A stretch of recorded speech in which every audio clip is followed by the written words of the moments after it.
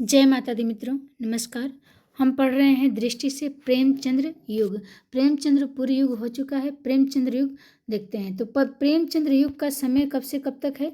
तो 1918 से 1936 प्रेमचंद्र का युग है। देखते हैं प्रेमचंद्र 1880। एक मिनट, इसको थोड़ा सा बड़ा कर लें। कहाँ चल गए प्रेमचंद्र? एक मिनट। हाँ, देखते हैं। प्रेमचंद्र का जन्म 1880 में होता है और मृत्यु इनका 1936 में। तो 1918 से और 1936 प्रेमचंद्र युग चलता है। ठीक है। प्रेमचंद्र का मूल नाम क्या था? धनपत राय था। वह उर्दू में नवाब राय तथा हिंदी में प्रेमचंद्र नाम से रचनाएं करते थे। उर्दू में लिखते थे तो नवाब राय नाम लिख देते थे, और जब हिंदी में लिखते थे तो ये प्रेमचंद्र नाम लिख देते थे। धनपत राय को प्रेमचंद्र नाम उर्दू पत्र जमाना के संपादक दया नारायण निगम ने दिया था। तो ये प्रश्न बनता है कि जो धनपत राय इनका पहले नाम था, मूल नाम तो धनपत राय ही था ना, लेकिन प्रेमचंद्र नाम जो था वो किसने दिया था? तो ये उर्दू पत्र जमाना था, उनके संपादक थे दया नारायण निगम। उन्होंने धनपत राय को प्रेमचंद्र नाम दिया था।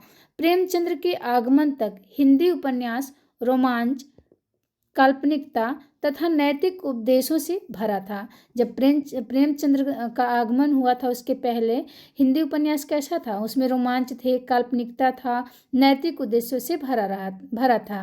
प्रेमचंद्र के आगमन तक हिंदी उपन्यास रोमांच, काल्पनिकता तथा नैतिक उपदेशों से भरा रहा। प्रेमचंद्र ने पहली बार उपन्यास परंपरा को सामाजिक यथार्थ से जोड़ा। तो सामाजिक यथार्थ से सबसे पहले किसने जोड़ा? तो यही प्रेमचंद्र हैं। प्रेमचंद्र ने लिखा है, मैं उपन्यास को मानव चरित्र का चित्र मात्र मानता हूँ। क्या कहते हैं? कि मैं उपन्यास को मानव चरित्र का चित्र मात्र मानता हूँ। मानव चरित्र पर प्रकाश डालना और उसके रहस्यों को खोलना ही उपन्यास का मूल तत्व है। ठीक है। उपन्यास का मूल तत्व क्या है? कि मानव चरित्र पर प्रकाश डाला जाए और उसके रहस्यों को खोला जाए। प्रेमचंद्र लिखते हैं, जो रचनाएं सिर्फ मनोरंजन के लिए होती है उनका महत्व 2 कौड़ी का है। ठीक है। तो ये प्रेमचंद्र क्या लिखते हैं कि जो रचनाएं मनोरंजन के लिए होती है उसका महत्व क्या है? 2 कौड़ी का है। किसके नज़र में? प्रेमचंद्र के नज़र में। तो देखते हैं प्रेमचंद्र के उर्दू उपन्यास हम पूर्व पढ़ रहे हैं। प्रेमचंद्र के उर्दू उपन्यास तथा उनके हिंदी रूपांतरण, इन्होंने सबसे पहले उर्दू में लिखना शुरू किया था ना। तो उर्दू में लिखा था इन्होंने असरारे मवादिद। कब लिखा था? 1903 ईस्वी में। 1903 ईस्वी में लिखा था। फिर देव स्थान रहस्य इन्होंने 1905 ईस्वी में रूपांतरित कर दिया। ठीक है। तो असरारे देखिए मवादिद, देव स्थान, मवादिद लग रहा है ना मस्जिद उजिद का नाम है, तो देव स्थान कर दिया उसको। देव स्थान रहस्य 1905 में। हम खुरमा वो हम सबाब 1906 में लिखा। इसका रूपांतरण हिंदी में किया प्रेमा अर्थात 2 सखियों का विवाह 1907 में कर दिया, 1 साल में। फिर कृष्णा 1907 में है और गबन 1931 में। कृष्णा का बहुत टाइम लगा दिए रूपांतरण करने में, तो कृष्णा करते हैं गबन, ऐसे याद कर लेंगे तो हमें याद रहेगा। तो 1907 में कृष्णा ने गबन कर दिया, 1931 में गबन हो जाएगा। तो कृष्णा का रूपांतरित क्या हो जाएगा? गबन 1931 में लिखा है। फिर है जलवाए ए इशार। जलवाए इशार का इन्होंने रूपांतरण क्या कर दिया? वरदान। तो जलवाए ए इशार 1912 में लिखा और रूपांतरण क्या किया? वरदान। तो 12 को बदल देंगे हम तो देखिए 2 आप आगे आ जाएगा, 1 पीछे चल जाएगा, तो 21 हुआ। ठीक ना। तो जलवाए, तो जलवाए ए इशार, तो लग रहा है जलवायु का बात हो रहा है ना, तो जलवायु क्या है? वरदान है। तो 1921 में कर दिया, 12 को पलट दिया, 1921 आ गया। बाजार ए हुस्न, ये 1917 का है बाजार ए हुस्न, और इस यहाँ कर दिया इन्होंने सेवा सदन। तो सेवा सदन 1 साल के बाद रखा इन्होंने 1918 में। तो बाजार ए हुस्न में सेवा सदन 1918। गोश ए आफियत तो प्रेमाश्रय 1922 में इन्होंने इसका रूपांतरण कर दिया। तो आफियत देखिए प्रेम आश्रय, तो आफत आ जाता है ना, प्रेम करते हैं लोग, तो प्रेम आश्रय नाम से इन्होंने रूपांतरित कर दिया किसको? गोश ए आफियत को। चौगाने हस्ती, तो रंगभूमि 1925 ईस्वी में इन्होंने रूपांतरण कर दिया किसको? चौगाने हस्ती। तो हस्ती जिसका रहेगा वही रंगभूमि में उतरेगा। ठीक है ना। तो हमें याद रहेगा चौगाने हस्ती का रूपांतरण किसने किया, किस नाम से किया था प्रेमचंद्र ने, तो रंगभूमि 1925 ईस्वी में। प्रेमचंद्र को उपन्यास सम्राट की संज्ञा सुप्रसिद्ध बंगला कथाकार शरद चंद्र चट्टोपाध्याय द्वारा दिया गया था। अब देखिए, जो हम लोग पढ़े थे प्रेमचंद्र नाम किसने दिया था, तो ये जमाना के संपादक थे ना, जमाना पत्रिका के दया नारायण निगम ने दिया था इनको प्रेमचंद्र।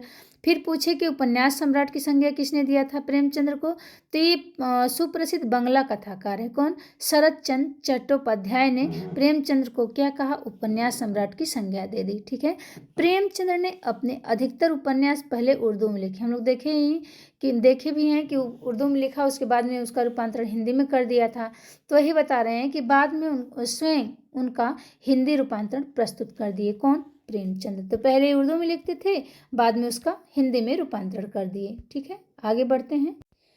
प्रेमचंद्र का पहला उपन्यास क्या है, असरारे मवादिद, जो उर्दू में था ना, असरारे मवादिद था, उर्दू में 1903 में लिखा था प्रेमचंद्र ने, और बाद में इन्होंने देव स्थान रहस्य को हिंदी में रूपांतरित कर दिया 1905 में।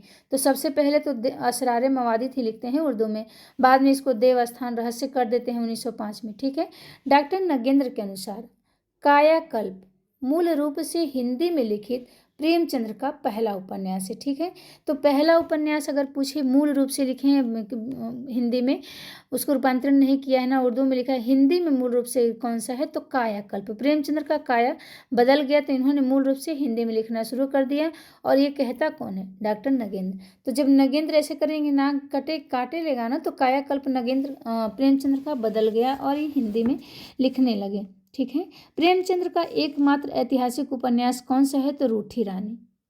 इनकी रानी रूठ गई तो ऐतिहासिक हो गया इनके लिए जीवन में। तो याद रहेगा कि एक मात्र ही इन्होंने उपन्यास लिखा रूठी रानी, और जिसका रचना कब है, 1907 में। तो प्रेमचंद्र ऐतिहासिक लिखते हैं रूठी रानी। कृष्णा भी तो 1907 में ही लिखे थे, उसको गबन 1931 में कर दिए थे। तो जब कृष्णा लिखे थे उसी समय रूठी रानी ऐतिहासिक लिख दिए। ठीक है, आगे बढ़ते हैं। अब देखते हैं प्रेमचंद्र के उपन्यास कौन कौन से हैं। देव स्थान रहस्य, इन्होंने देव स्थान रहस्य जो असरारे मवादिद लिखे थे, उनका रूपांतरण किया था देव स्थान रहस्य। इसमें क्या है देव स्थान रहस्य में, तो इसमें धार्मिक स्थानों में व्याप्त भ्रष्टाचार और पाखंड का चित्रण है। किसमें, देवस्थान रहस्य में। प्रेमा 1907 में लिखते हैं कौन, प्रेमा 1907 ईस्वी में। इसमें क्या है, इसमें विधवा विवाह की समस्या का चित्रण किया गया है। ठीक है, विधवा विवाह की समस्या का चित्रण है। आर्य समाजी उत्साह के साथ विधवा विवाह का समर्थन है इसमें। सेवा सदन में क्या है, सेवा सदन 1918 में लिखते हैं। तो ये किसका रूपांतरण था, सेवा सदन बाजारे हुस्न का था ना, बाजारे हुस्न 1917 में लिखे थे, और सेवा सदन 1918 में रूपांतरण कर दिए। इसमें क्या है, सेवा सदन जिसे नाम से ही पता चल रहा है कि इसमें वेश्यावृत्ति की समस्या पर गंभीर विचार करते हुए उसके सामाजिक पक्ष की ओर अधिक ध्यान दिया गया है। तो बस इतना याद रखना है कि सेवा सदन क्या है, तो इसमें वेश्यावृत्ति की समस्या पर गंभीर विचार करते हैं कौन, प्रेमचंद्र। वरदान 1921 ईस्वी में है, और ये किसका रूपांतरण किया था वरदान को, तो जलवाए इशार लिखे थे ना 1912 में, तो इसको वरदान कर दिए रूपांतरण हिंदी में करके। तो जलवाए इशार 1912 था, 12 को पलट दिए 21 बना दिए वरदान। ठीक है। वरदान में क्या है, प्रेम विवाह, वरदान में प्रेम एवं विवाह की समस्या का चित्रण है। तो वरदान चाहिए था इनको प्रेम विवाह करने के लिए, तो वरदान में हमें याद रहेगा क्या है, तो प्रेम एवं विवाह की समस्या का चित्रण है। बहुत ही महत्वपूर्ण हो जाते हैं प्रेमचंद्र। इनका विषय वस्तु भी पूछ लेता है। प्रेमाश्रम 1922 का है। अब प्रेमाश्रम किसका इन्होंने हिंदी रूपांतरण किया था, तो गोश ए आफियत था ना, गोश ए आफियत, आफत आ गया था किस पे, प्रेमाश्रम पे। तो प्रेमाश्रम 1922 का है। इसमें क्या है, इसको थोड़ा सा आगे बढ़ाते हैं।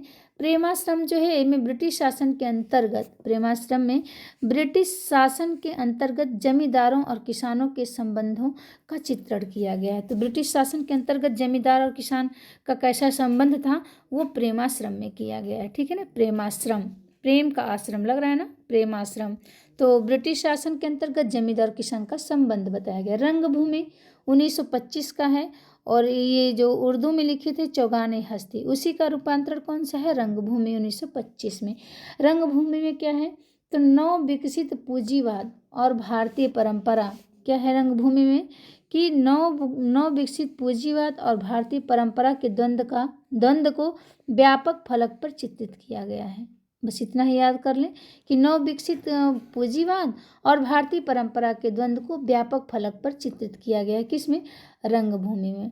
कायाकल्प 1926 का है, और कायाकल्प हमने पढ़ा कि ये इनका प्रथम मौलिक उपन्यास है। कायाकल्प डॉक्टर नगेंद्र कहते हैं कि कायाकल्प मूल रूप से हिंदी में लिखित इनका प्रेमचंद्र का पहला उपन्यास है, 1926 में लिखा था। इसमें क्या है कायाकल्प में, तो कायाकल्प में जमींदार प्रथा का वर्णन है, ठीक है। जगदीशपुर रियासत की रानी देवप्रिया की विलास लीलाओं और उसके पूर्व जन्म के अलौकिक चमत्कारों की कथा है कायाकल्प में। तो बस इतना ही याद रखेंगे कि जमींदार प्रथा का वर्णन है किसमें, कायाकल्प में। और रंगभूमि में क्या था कि नव विकसित पूंजीवाद और भारतीय परंपरा के द्वंद्व का व्यापक फलक चित्रित किया गया है। निर्मला क्या है, निर्मला में पूछा जाता है कि दहेज एवं अनमेल विवाह की समस्या है। निर्मला जो थी वो दहेज एवं अनमेल विवाह की समस्या प्रस्तुत करती थी। कौन, निर्मला, याद रहेगा ना, ठीक है। निर्मला एक सखी थी, वो क्या करती थी, वो दहेज एवं अनमेल विवाह की समस्या को प्रस्तुत करती थी। प्रतिज्ञा 1929 ईस्वी में लिखा गया है। प्रेमा अर्थात दो सखियों का विवाह, इसमें प्रतिज्ञा में क्या है, तो प्रेमा अर्थात दो सखियों का विवाह का परिष्कृत रूप है। ये भी महत्वपूर्ण हो जाता है।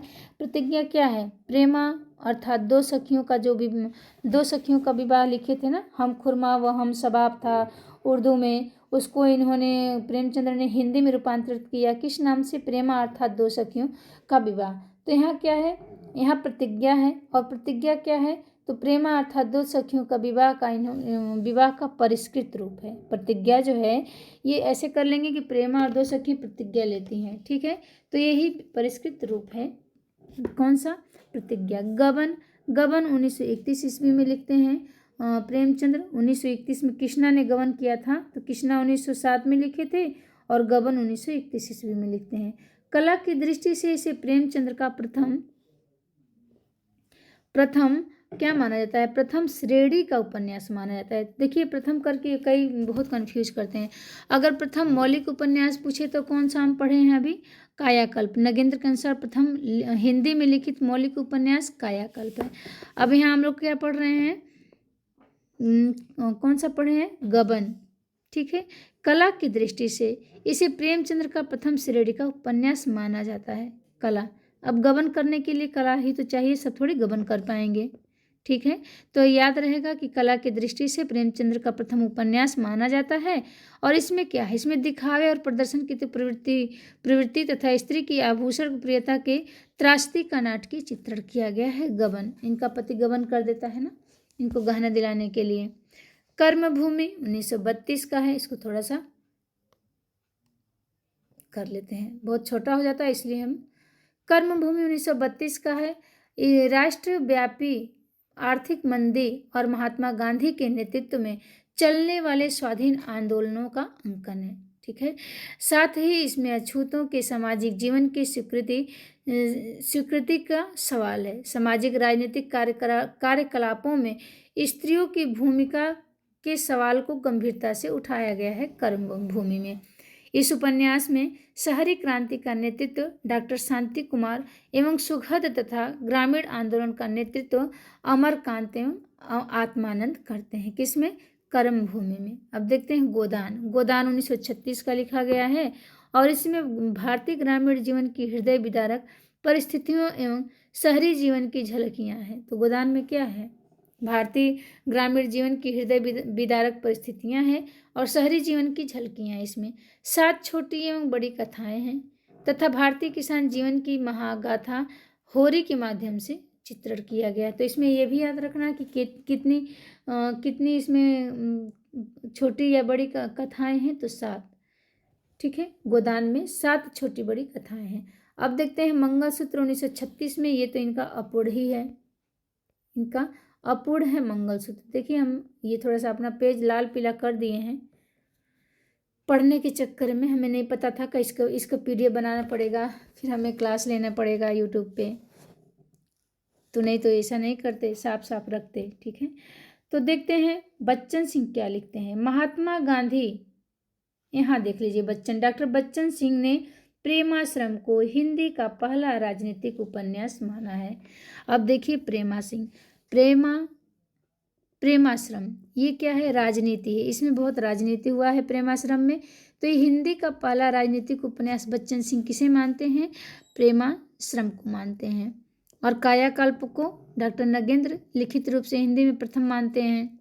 बच्चन प्रेमाश्रम को हिंदी का पहला राजनीतिक उपन्यास मानते हैं। बच्चन सिंह लिखते हैं, महात्मा गांधी की कार्यप्रणाली, जीवन दर्शन और व्यक्तित्व के प्रति प्रेमचंद्र की अगाध श्रद्धा थी। ठीक है, प्रेमाश्रम गांधीवाद के प्रभाव से ही लिखा गया था। तो प्रेमाश्रम ये गांधीवाद के प्रभाव से लिखा गया था। प्रेम के माध्यम से हृदय परिवर्तन द्वारा राम राज्य की स्थापना करना इसका ध्येय था। किसका, प्रेमाश्रम का। प्रेम के माध्यम से ठीक है, आंशिक रूप से यह बाल सेविक क्रांति से प्रभावित था। तो ये पूछा जाता है कि जो प्रेमाश्रम है किससे प्रभावित था, तो बाल सेविक क्रांति से प्रभावित था। ठीक है, रंगभूमि को भारतीय जनजीवन का रंगमंच कहा गया है। तो भारतीय जनजीवन का रंगमंच किसे कहा गया है, तो रंगभूमि को कहा गया है। रंगभूमि को बच्चन सिंह ने गांधीवादी जीवन दर्शन का महाकाव्यात्मक उपन्यास कहा है। रंगभूमि को बच्चन सिंह ने क्या कहा है, तो गांधीवादी जीवन दर्शन का महाकाव्यात्मक उपन्यास कहा है। किसको, रंगभूमि को। गबन के संदर्भ में बच्चन सिंह ने लिखा है, इसमें मध्य वर्ग की कमजोरियों का पर्दाफाश किया गया है। बच्चे देखिए ऐसे करेंगे, गबन के संदर्भ में बच्चन सिंह ने लिखा है। अगर बच्चे गबन करेंगे तो इसमें क्या, कमजोर होते हैं ना, और उनका पर्दाफाश हो जाएगा। तो ऐसे अगर कोटेशन ये आएगा तो हम लोग पकड़ लेंगे कि इसमें जो गबन है, गबन में मध्य वर्ग की कमजोरियों का पर्दाफाश किया गया है। यह कथन किसका है, तो ये बच्चन सिंह का है। ठीक है, और रंगभूमि में बच्चन सिंह ने गांधीवाद जीवन दर्शन का महाकाव्यात्मक उपन्यास माना है। किसे, गांधीवादी जीवन दर्शन को, रंगभूमि।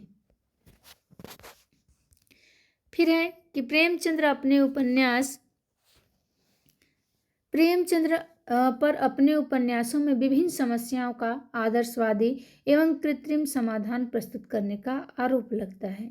ठीक है, तो ये प्रेमचंद्र पर अपने उपन्यासों पर विभिन्न समस्याओं का आदर्शवादी एवं कृत्रिम समाधान प्रस्तुत करने का आरोप लगता है। ठीक है, तो आरोप लगेगा ही, जो समस्याओं समाज में रखेगा। हम लोग पहले ही पढ़ें कि जब इनके आने से पहले कैसा उपन्यास था। ठीक, उपन्यास रोमांच था, उसमें काल्पनिकता थी, नैतिक उपदेशों से भरा था। और ये जब आए प्रेमचंद्र तो ये समस्याओं को उजागर किए अपने उपन्यासों के माध्यम से, आदर्शवादी एवं उसका कृत्रिम समाधान भी खोज लेते हैं। तो यही इनके ऊपर आरोप लगाया गया। ठीक है, प्रेमचंद्र के मूल्यांकन के क्रम में बच्चन सिंह ने लिखा है, क्या लिखा है, प्रेमचंद्र के उपन्यासों के संबंध में जो विचार व्यक्त किए गए हैं वे प्रायः एकांगी हैं। तो प्रेमचंद्र के मूल्यांकन में बच्चन सिंह ने कह दिया है कि प्रेमचंद्र के उपन्यासों के संबंध में जो विचार व्यक्त किए हैं ना, वे मूलतः वह क्या है, प्रायः एकांगी है। एक और वे दुनिया के सर्वश्रेष्ठ उपन्यासकारों की श्रेणी में रखे जाते हैं, तो दूसरी ओर उन्हें द्वितीय श्रेणी का उपन्यासकार कहा जाता है। कोई उन्हें गांधीवादी सिद्ध करता है तो कोई मार्क्सवादी, कोई आदर्शवादी कहता है तो कोई यथार्थवादी, कोई उनके कथ्य को भारतीय कहता है तो कोई रूप को पाश्चात्य यानी अभारतीय कहता है। ठीक है, भिन्न भिन्न रंगीन चश्मे से चश्मे का रंग हावी हो जाता है और प्रेमचंद्र पीछे छूट जाते हैं। गोपाल राय ने लिखा है, क्या लिखा है, कि प्रेमचंद्र ने समकालीन मध्यवर्गीय समाज को जो अनेक प्रकार के अंतर्विरोधों, तर्कहीन सामाजिक मान्यताओं तथा परंपरागत रूढ़ नैतिक धाराओं से ग्रस्त था, आलोचनात्मक दृष्टि से देखा, उसका अध्ययन विश्लेषण किया तथा उसे अपने कथा संसार के माध्यम से प्रस्तुत किया। तो ये गोपाल राय लिखते हैं। प्रेमचंद्र ने कथा प्रस्तुत की दृश्यात्मक परिदृश्यात्मक प्रवृत्ति को अपने उपन्यासों में विशेषकर गोदान में शिखर पर पहुंचा दिया। ठीक है, अब देखते हैं उपन्यासकार और प्रेमचंद्र युग के अन्य महत्वपूर्ण उपन्यासकार एवं उपन्यास।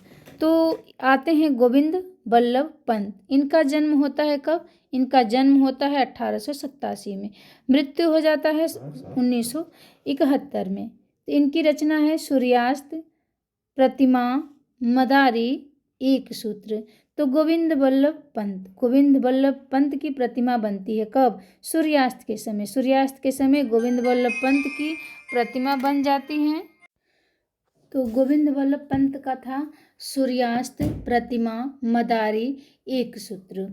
तो सूर्यास्त 1922 का, प्रतिमा 1934 का, मदारी 1935 का, एक सूत्र 1946 का। अब आ जाते हैं गंगा प्रसाद श्रीवास्तव। 1800 इनका 89 में इनका जन्म होता है। 1889 में जन्म होता है इनका। है महाशय भड़ाम सिंह शर्मा। तो गंगा प्रसाद श्रीवास्तव, महाशय भड़ाम सिंह शर्मा, प्राणनाथ, गंगा जमुनी, लतखोरी लाल, बिलायती उल्लू, दिल की आग उर्फ दिल जले, स्वामी चौखटानंद। तो गंगा प्रसाद श्रीवास्तव का है। गंगा में गए कौन? प्राणनाथ गए, वहाँ गिरे महाशय धड़ाम से। ठीक, तो महाशय भड़ाम सिंह शर्मा, प्राणनाथ, गंगा जमुनी, लतखोरी लाल। तो गंगा प्रसाद श्रीवास्तव के पास कौन गया? लतखोरी लाल गए गंगा जमुनी बन के। बिलायती उल्लू, अब बिलायती उल्लू जो रहेगा वो गंगा में स्नान थोड़ी कर पाएगा। तो गंगा प्रसाद श्रीवास्तव का बिलायती उल्लू। दिल की आग उर्फ दिल जले की आग, ये कहाँ मिटेगी? ये गंगा में मिटेगी। स्वामी चौखटानंद, हमने किया था स्वामी चौखटानंद, गंगा प्रसाद श्रीवास्तव को। चलिए अब जो हम बनाए हैं उसको तो हम यहाँ नहीं बता सकते।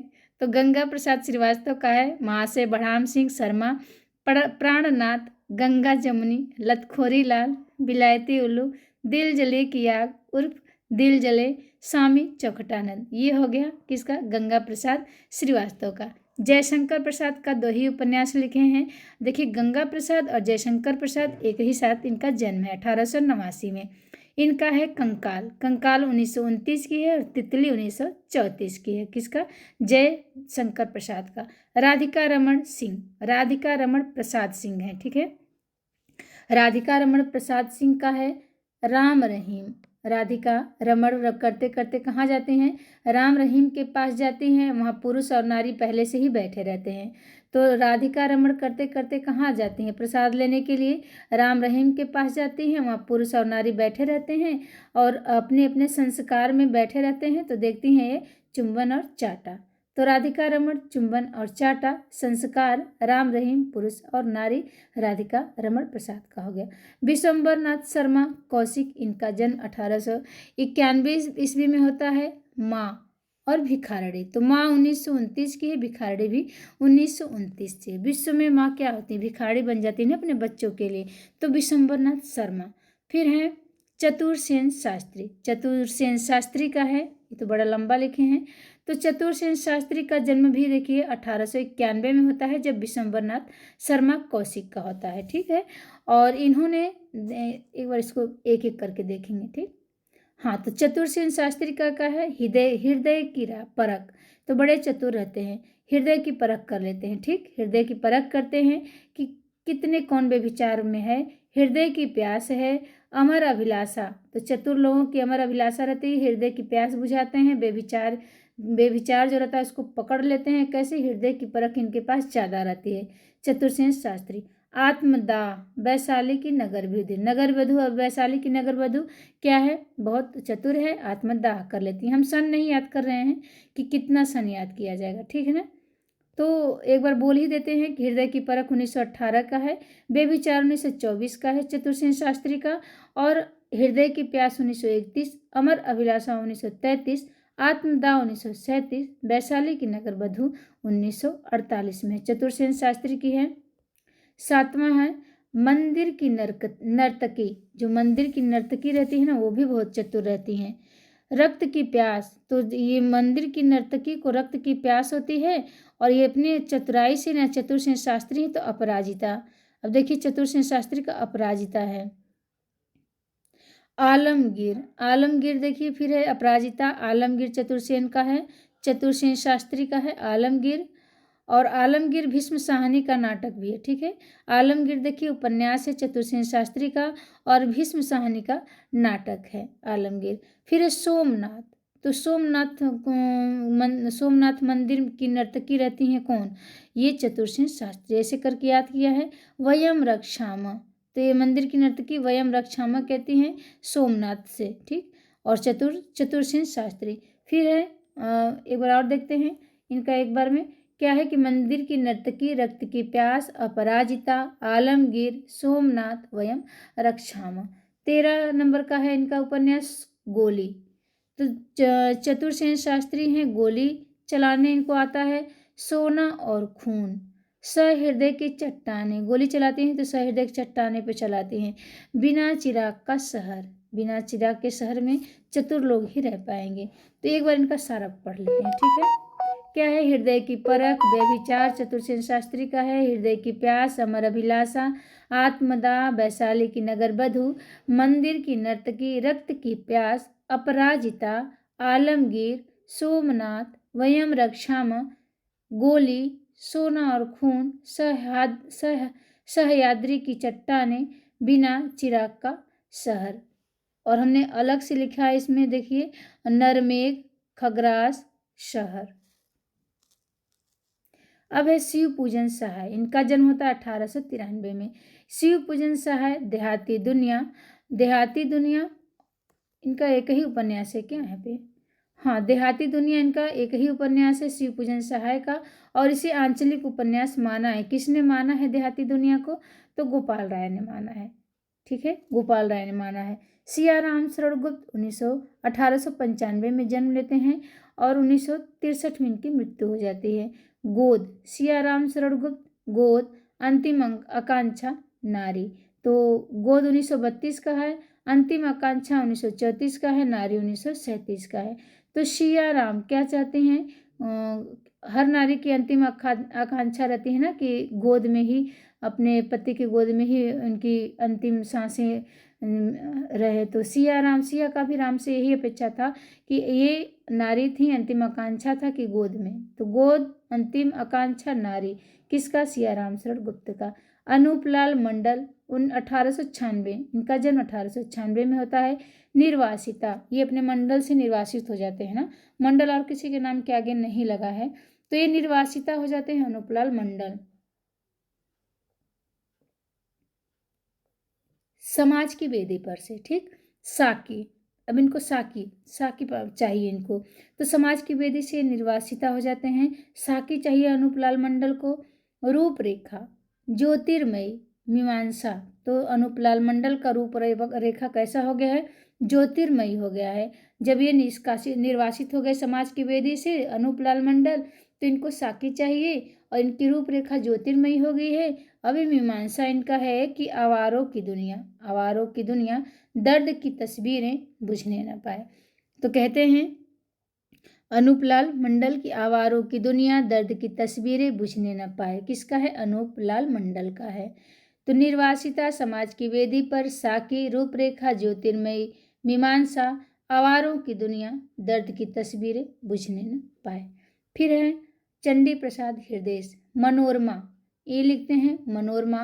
मंगल प्रभात, दो ही है, चंडी प्रसाद, चंडी प्रसाद, चंडी का प्रसाद मनोरम लगता है ना, मनोरम लगता है, कब लगता है, मंगल प्रभात के समय। तो चंडी का प्रसाद इनका हृदय भी नाम रहता है, मनोरम लगता है मंगल प्रभात के समय। भगवती प्रसाद वाजपेयी 1899 में इनका जन्म होता है, भगवती प्रसाद वाजपेयी का। इन्होंने भी 20 उपन्यास लिखे हैं, कितने, 20।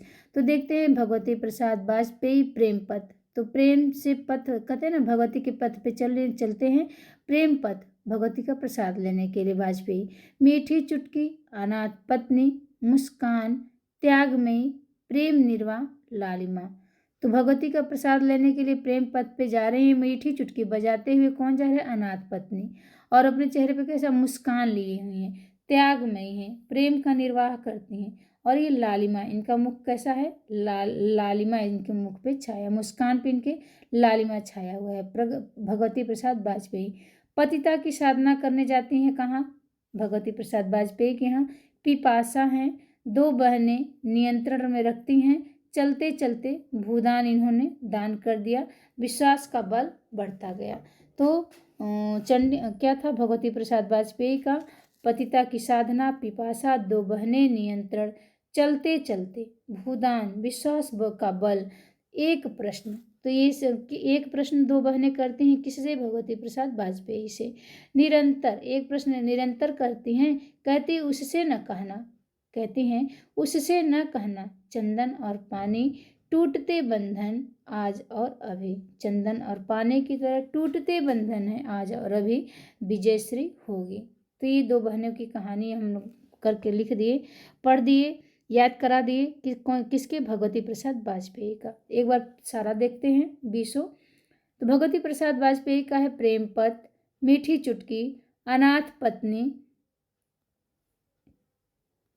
अनाथ पत्नी, मुस्कान, त्यागमयी, प्रेम निर्वाह, लालिमा, पतिता की साधना, पिपासा, 2 बहनें, नियंत्रण, चलते चलते, भूदान, विश्वास का बल, एक प्रश्न, निरंतर, उनसे न कहना, चंदन और पानी, टूटते बंधन आज और अभी, विजयश्री। अब है सूर्यकांत त्रिपाठी निराला। इनका जन्म भी 1899 में भगवती प्रसाद वाजपेयी के साथ होता है। ठीक है, 1899 में भगवती प्रसाद वाजपेयी और सूर्यकांत त्रिपाठी निराला जन्म लेते हैं। सूर्यकांत त्रिपाठी निराला का उपन्यास है, ये भी प्रेमचंद्र युग के हैं। अप्सरा 1931, अलका 1933, निरुपमा 1936, प्रभावती 1936, कुल्ली भाट 1939, बल्लेश्वर बिकरहा 1942 और चोटी की पकड़ 1946। काले कारनामे इनके अपूर्ण उपन्यास है 1950 और इंदुलेखा भी अपूर्ण है 1950। एक चमेली हमने अलग से लिखा है, तो इनके चोटी की पकड़, काले कारनामे, इंदुलेखा, चमेली ये सब अपूर्ण है। ठीक है। सूर्यकांत त्रिपाठी निराला का है अप्सरा, अलका, निरुपमा, प्रभावती, कुल्ली भाट, बिल्लेश्वर बकरिहा, चोटी की पकड़, काले कारनामे और इंदुलेखा इनके कैसे हैं? उपन्यास है। तो इनके चोटी की पकड़, काले कारनामे, इंदुलेखा, चमेली, इतने उपन्यास क्या थे? चोटी की पकड़ तो पूरा है नहीं, काले कारनामे, इंदुलेखा और चमेली ये 3 अपूर्ण उपन्यास है। ठीक है।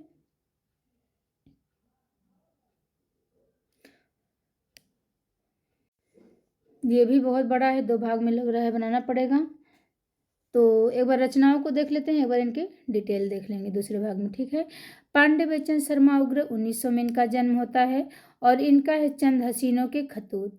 चंद हसीनों के खतूत पांडे बच्चन शर्मा उग्र का है। दिल्ली का दलाल, तो चंद हसीनों के खतूत 1927 में, दिल्ली का दलाल 1927 में, चॉकलेट 1927 में, बधुआ की बेटी 1928 में, शराबी 1931, मनुष्यानंद 1935, सरकार तुम्हारी आँखों में 1937, जी जी जी 1943, घंटा, इनका देखिए घंटा भी है, घंटा 1945, फागुन के 4 दिन 1960, जूहू 1963, कढ़ी का कोयला, हमने अलग से लिखा है कढ़ी का कोयला। तो एक बार इनका सारा देख लेते हैं। पांडे बच्चन शर्मा उग्र का है चंद हसीनों के खतूत, दिल्ली का दलाल उग्र हो जाते हैं चंद हसीनों के खतूत को देख के।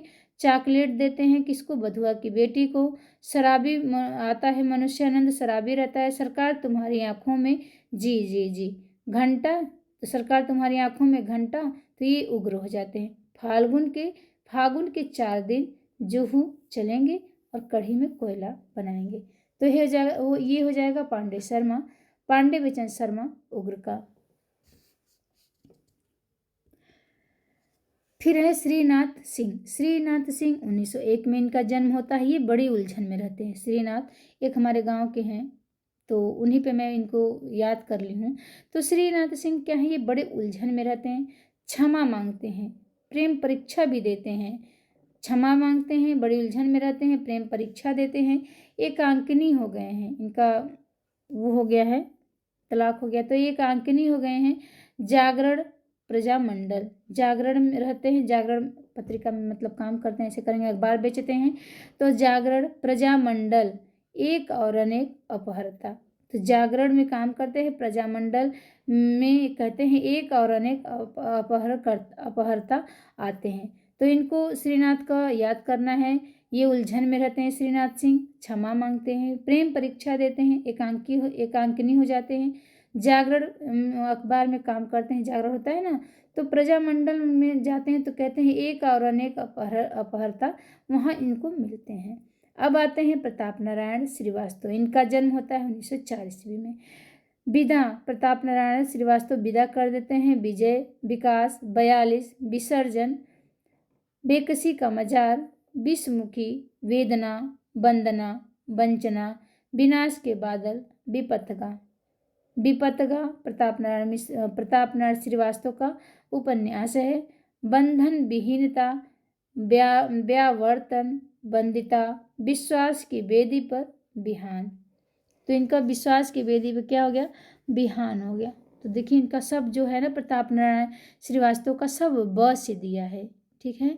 तो देखते हैं प्रताप नारायण मिश्र सबको विदा करते हैं, विजय पा लेते हैं, विकास हो जाता है 42 में, विसर्जन करते हैं बेकसी के मजार पे जाके, विषमुखी एक रहती है वेदना में, तो वंदना करते हैं उसको वंचना बचाने के लिए, विनाश के बादल आते हैं, विपथका हो जाते हैं, बंधन विहीनता से छूट जाते हैं, व्यावर्तन, बंदिता, अब देखिए वंदना भी है बंदिता भी है इनका, ठीक, वेदना वंदना बंदिता, विश्वास की बेदी पर बिहान हो गया, किसका, प्रताप नारायण श्रीवास्तव का। अब देखते हैं ऋषभ चरण जैन, ऋषभ चरण जैन का क्या है, मास्टर साहब। ऋषभ नाम का कोई लड़का है, मास्टर साहब के पास जाता है, तो मास्टर साहब पहले देखेंगे ऋषभ चरण जैन का क्या है, मास्टर साहब।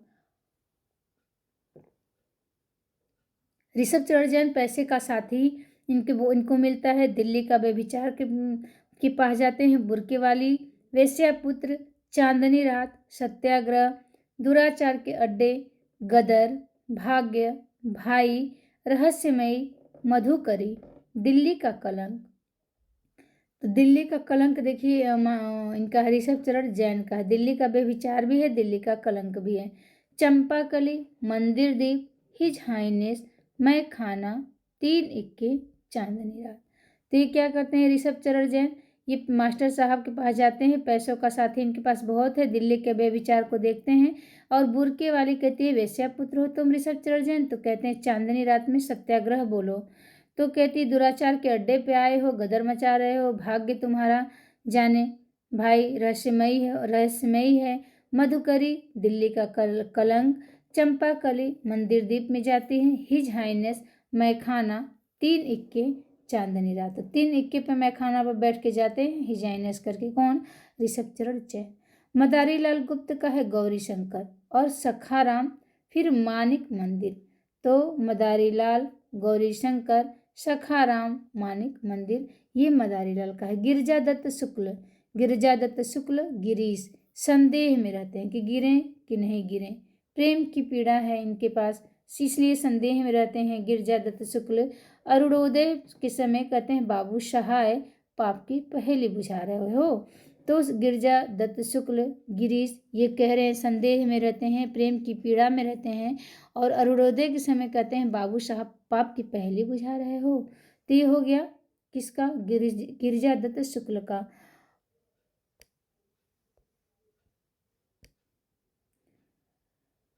अब है जयशंकर प्रसाद, एक में तो कर देंगे, तो अभी हमको कितना पढ़ना है, आधा पेज ही है और 1 पेज भी है और है, बहुत बड़ा हो जाएगा। चलिए जल्दी जल्दी पढ़ लेते हैं। जयशंकर प्रसाद कृत जो है कंकाल में हिंदू समाज की विकृतियों का चित्रण हुआ है, साथ ही प्रचलित तीर्थ स्थानों के मिथ्याडंबरों एवं दुराचारों का यथार्थ चित्रण हुआ है। तितली उपन्यास में क्या है, किसान मजदूर वर्ग पर होने वाले अत्याचार तथा निम्न वर्ग की दयनीय स्थिति का चित्रण। तितली में किसान मजदूर वर्ग पर होने वाला अत्याचार है तितली में, और कंकाल में हिंदू समाज की विकृतियों का चित्रण हुआ है। थोड़ा थोड़ा देखते चलते हैं। और इनकी इरावती जो है अपूर्ण रचना है, और जयशंकर प्रसाद का ऐतिहासिक उपन्यास कौन सा है? शुंग काल। तो ये महत्वपूर्ण हो जाता है कि जयशंकर प्रसाद का ऐतिहासिक उपन्यास कौन सा है? शुंग काल है। ठीक है, अब देखते हैं विश्वंभरनाथ शर्मा। विश्वंभरनाथ शर्मा कौशिक का जो माँ उपन्यास है उसमें आदर्श माँ के स्वरूप तथा वास्तविक माँ एवं गोद लेने वाली माँ के मध्य अंतर चित्रित किया गया है। ठीक है, माँ में वही है कि जो वास्तविक माँ है और जो सौतेली माँ है उसमें अंतर क्या है। इसमें दिखाया गया है कि माँ के त्याग, स्नेह और विवेकपूर्ण देख रेख पर ही बालक का सर्वांगीण विकास निर्भर करता है। अंत में दुष्चरित पात्रों के जीवन में सकारात्मक परिवर्तन लाकर और सच्चरित पात्रों को सुखी दिखाकर लेखक ने अपने सुधारवादी दृष्टिकोण का परिचय दिया है। भिखारड़ी क्या है? इसमें अंतर जाति विवाह की समस्या को उठाया गया है। ठीक है, भिखारड़ी में अब क्या है? गोपाल राय ने के अनुसार भिखारड़ी उपन्यास में जाति भावना के द्वंद्व में प्रेम की पराजय और त्रासदी का चित्रण है। संघर्ष जो है इसमें आर्थिक विषमता के कारण प्रेम की निष्फलता का अंकन है। चतुरसेन शास्त्री आते हैं। ये प्रेमचंद्र युग से इस चतुरसेन शास्त्री का उपन्यास लेखन कब से आरंभ होता है? प्रेमचंद्र युग से। ये भी महत्वपूर्ण है। यद्यपि एक उपन्यास के रूप में वह परिवर्तित दौर में स्थापित होते हैं, किंतु अध्ययन की सुविधा के लिए इनकी सभी रचनाओं को विवेचन इसी युग में किया गया है। हृदय की परख जो है चतुरसेन शास्त्री का है। इसमें क्या है? हृदय की परख, हृदय की प्यास, बेविचार, अमर अभिलाषा, आत्मदाह उनके विवेच्य युग के उपन्यास हैं। अन्य उपन्यास परवर्ती है। गोपाल राय कहते हैं हृदय की परख जो है ये उपन्यास में विवाह पूर्व प्रेम और फलस्वरूप माता पिता बन जाने वाले प्रेमियों तथा अवैध संतान की समस्याओं का चित्रण किया गया है। किसे? हृदय की परख। विवाह पहले ही माता पिता बन जाते हैं, अवैध संतान की कितनी समस्याएं होती हैं, ये हृदय की परख में दिया गया है।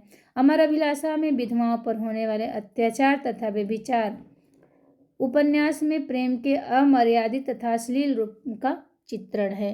तो अमर अभिलाषा में विधवाओं पर कैसे अत्याचार होता है ये दिखाया गया है। और आत्मदाह में स्वाधीन आंदोलन एवं देश प्रेम का स्वर है। एक पेज और है। गोपाल राय के अनुसार क्या है? वैशाली की नगर वधू में क्या है? बौद्ध साहित्य की सुप्रसिद्ध पात्र अम्बपाली के चरित्र को केंद्र में रखकर उस काल की ब्राह्मण, बौद्ध और जैन संस्कृतियों के मध्य टकराव तथा मगध, काशी, कौशल और गणराज्य वैशाली के राजनीतिक संघर्षों का अंकन हुआ है। वैशाली की नगर वधू वासुदेव, महावीर स्वामी और गौतम बुद्ध तीनों का एक साथ दर्शाया गया है। तो ये थोड़ा सा महत्वपूर्ण रहता है कि पूछा जा सकता है कि कौन सा चतुरसेन शास्त्री का उपन्यास है जिसमें वासुदेव, महावीर स्वामी, गौतम बुद्ध तीनों को एक साथ दिखाया गया है। तो वैशाली की नगर वधू। सोमनाथ उपन्यास में शिव उपासना के विकास का वर्णन किया गया है। ठीक है, शिव मंदिर को महमूद गजनवी द्वारा कैसे 1024 में तोड़े और लूटे जाने की कथा है किसमें? सोमनाथ में। तो महमूद गजनवी कैसे सोमनाथ का मंदिर तोड़ा था ये सोमनाथ में दिया गया है। इस उपन्यास में भारतीय वेद, स्मृति, पुराण आदि के साथ मिस्र, मेसोपोटामिया ये सब दिया है। वयम रक्षामा में क्या है? उपन्यास में राम रावण कथा को केंद्र में रखकर आर्य, राक्षस, देव, दानव आदि संस्कृतियों के मध्य संघर्ष और समन्वय की कथा वर्णित है। तो वयम रक्षामा राम रावण का कथा है, इतना याद रखना है। शिव पूजन सहाय में ये भाषा के जादूगर का है कहे गए शिव पूजन सहाय। और शिव पूजन सहाय का देहाती दुनिया को ठेठ देशज ठाठ का उपन्यास कहा गया है। ठीक है, देहाती दुनिया को थोड़ा सा महत्वपूर्ण रहता है कि ठेठ देशज ठाठ का उपन्यास कौन सा है? देहाती दुनिया। और इसके केंद्र में बिहार का रामसर गांव है। निर्धनता, अज्ञानता, रूढ़ियों, अंधविश्वासों की मार झेलता है। अब देखते हैं सियाराम स्वरगुप्त। सियाराम स्वरगुप्त गांधीवादी विचारधारा को अपने उपन्यासों में लेकर आए। सियाराम स्वरगुप्त गोद। इसमें क्या? संदेह और आत्मविश्वास के कारण स्त्री पर समाज द्वारा किए जाने वाले अत्याचार का चित्रण है सियाराम स्वरगुप्त का गोद। गोद पढ़ने लायक है ना। इसमें क्या है कि संदेह में और अविश्वास के कारण जो स्त्री पर समाज द्वारा किए जाने वाला अत्याचार है वही सियाराम स्वरगोद में लिखे हैं। अंतिम आकांक्षा क्या है? इसमें रामलाल के माध्यम से सामाजिक विमाता तथा समाज में व्याप्त भ्रष्टाचार का अंकन विषमता है। समाज में विषमता तथा समाज में व्याप्त भ्रष्टाचार का अंकन है। नारी उपन्यास में सियाराम स्वरगुप्त का सर्वश्रेष्ठ उपन्यास माना जाता है। तो पूछा जा सकता है 2 ही 3 तो लिखे हैं ना इन्होंने। तो सबसे कौन सा लिखे थे? गोद, अंतिम आकांक्षा, नारी। तो सबसे इनका सर्वश्रेष्ठ उपन्यास नारी ही है। भारतीय स्त्री की असहायता और विवशता का चित्रण किया गया है। निराला का क्या है? अप्सरा, एक अभिजात कुलीन युवक का एक वेश्या की पुत्री के साथ प्रेम संबंध तथा उनके विवाह का चित्रण दिया गया है। किसमें? अप्सरा में।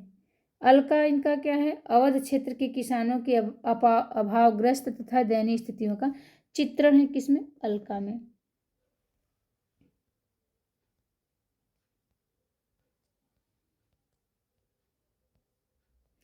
गोपाल राय के अनुसार निरुपमा में निराला ने अपने समय के आर्थिक एवं वैचारिक रूप से बिछड़े रूढ़िगत संस्कारों को जकड़ा है।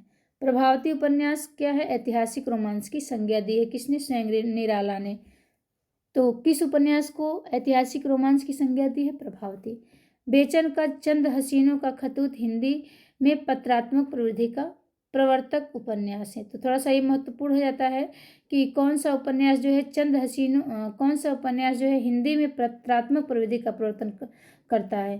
तो चंद हसीनों का खतूत यही है पत्रात्मक प्रवृत्ति का प्रवर्तन। ये उपन्यास है। हिंदू एवं मुस्लिम युवक युवती के प्रेम और विवाह तथा सांप्रदायिक सद्भाव का चित्रण हुआ है। दिल्ली का दलाल में क्या है? कन्याओं और युवतियों की खरीद फरोख्त दिया गया है। बधुआ की बेटी दूसरा संस्करण मनुष्यानंद शीर्षक से प्रकाशित हुआ है। ठीक है, जिसमें अछूतोद्धार की समस्या का केंद्र है। तो ये भी याद रखना है कि बधुआ की बेटी किस नाम से दूसरा संस्करण आया है? तो मनुष्यानंद। शराबी में वेश्याओं के जीवन शराब घरों का चित्रण है। सरकार तुम्हारी आंखों में क्या है? इसमें सामंती जीवन की विलासिता तथा राज्य द्वारा विलास की वस्तुओं पर किए गए अपव्यय का चित्रण है। जी जी जी हिंदू समाज की स्त्रियों के शोषण एवं पीड़ा का अंकन है। तो हिंदू समाज की स्त्रियां जी जी करती रहती हैं, वही दिखाया है। घंटा क्या है? आलोचकों द्वारा फैटेंसी कहा है। घंटा को उपन्यास को फैटेंसी, घंटा फूट गया, फैटेंसी फट गया, ऐसे कर लेंगे। ये पांडे शर्मा उग्र के उपन्यासों को बनारसी दास चतुर्वेदी क्या कहे हैं? घासलेटी साहित्य कहे हैं और विशाल भारत के संपादक है। नोट करके लिखा है कि जोला को प्रकृतिवादी उपन्यास का जनक माना जाता है। जोला को हिंदी में पांडे शर्मा उग्र, ऋषभ चरण जैन तथा चतुरसेन शास्त्री प्रकृतिवादी शैली के उपन्यासकार माने जाते हैं। अन्य तथ्य क्या है? अनूपलाल मंडल को क्या कहा गया है? बिहार का प्रेमचंद्र। ये भी महत्वपूर्ण हो जाता है कि बिहार का प्रेमचंद्र पूछ दे तो अनूपलाल मंडल। समाज की वेदी रूपरेखा इनकी पत्रात्मक विधि में लिखी गई है। चंडी प्रसाद हृदय ये भावपूर्ण आदर्शवादी शैली में मनोरमा तथा मंगल प्रभात उपन्यास की रचना करते हैं। प्रताप नारायण श्रीवास्तव विदा में भारतीय तथा पाश्चात्य सभ्यता का समन्वय है। विजय में अभिजात वर्गीय बाल विधवा के जीवन का समस्या है। विकास में अभिजात वर्ग की विलासिता का चित्रण है। आदित्य प्रसन्न राय के उपन्यास मुन्नी की डायरी से हिंदी उपन्यास में डायरी प्रवृत्ति का आरंभ होता है। तो ये भी महत्वपूर्ण हो जाता है कि किस उपन्यास से हिंदी उपन्यास में डायरी प्रवृत्ति का आरंभ होता है। तो आदित्य प्रसन्न राय हैं और इनके उपन्यास है मुन्नी की डायरी।